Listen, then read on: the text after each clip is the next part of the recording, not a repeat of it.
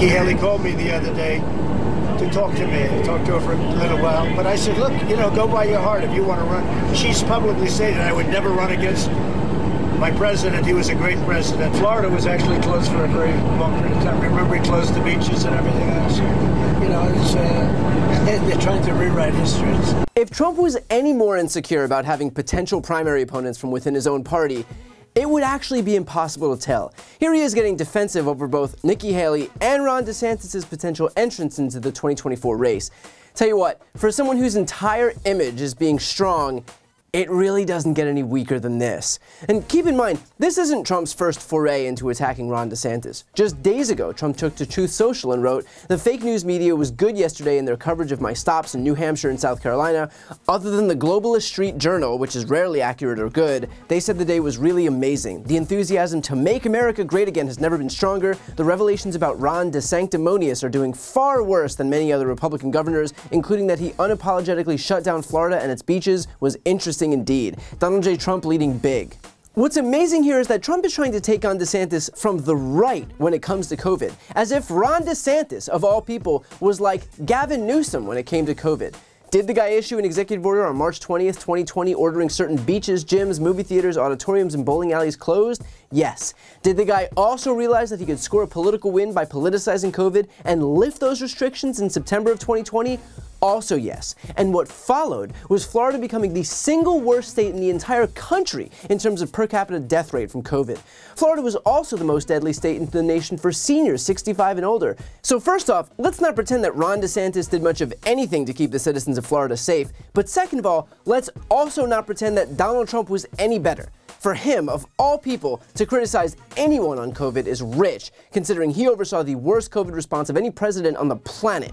With 5% of the world's population, we had 20% of the world's COVID deaths. That wasn't an accident, it was a policy choice, led by a guy who decided to cosplay as a doctor and spew medical disinformation whenever a camera was stuck in his face. Remember, this is the guy who suggested injecting disinfectant, which led to a surge in poison control centers dealing with people who did exactly that across the country. All of which is to say that both of these people, Ron DeSantis and Donald Trump, shouldn't be leveraging COVID for their political benefit. They should be apologizing to the families of the victims. And as for Nikki Haley, couple things here. First, it is almost funny how insecure Donald Trump is that he says he gave her his blessing to run if she wanted to, and then in the exact same breath, he complains that she said she would never run against him. There really is no difference in him giving his blessing or not, because he's so insecure and desperate that he's going to attack everyone anyway as if he didn't. And one more point here. Look, I think Donald Trump is the single worst thing to ever happen to this country, and I don't say this at all to defend Trump, but Nikki Haley is on a different planet if she thinks there's some constituency for her within the GOP. Look at some of her tweets as of late. Voter ID is not racist. CRT is un-American. Only American citizens should be allowed to vote. I don't know if you could find more sterile, tired platitudes if you tried. It's like an AI bot was programmed to create the most unoffensive bargain basement statements possible within the Republican Party. Just a bunch of empty calories for the base. Of course, there's always this one. First, the liberals came for our light bulbs, then they came for our cars, now they're coming for our stoves. Newsflash, the American people are smart enough to make their own decisions. That's Nikki Haley's foray into the Jim Jordan wing of the Republican Party. And not for nothing, but the light bulb crowd isn't going to vote for Nikki Haley when they already have a lunatic candidate in Donald Trump. So we'll continue to watch this primary play out, but whether it's Donald Trump or Ron DeSantis or Nikki Haley or anyone else in the GOP, they are selling something that the American people do not want. So you can dress it up in a different suit or in a younger guy or in a woman, but at the end of the day, the product is the same. And just like Americans spoke out against it in 2018, in 2020, and in 2022, they'll do it again in 2024.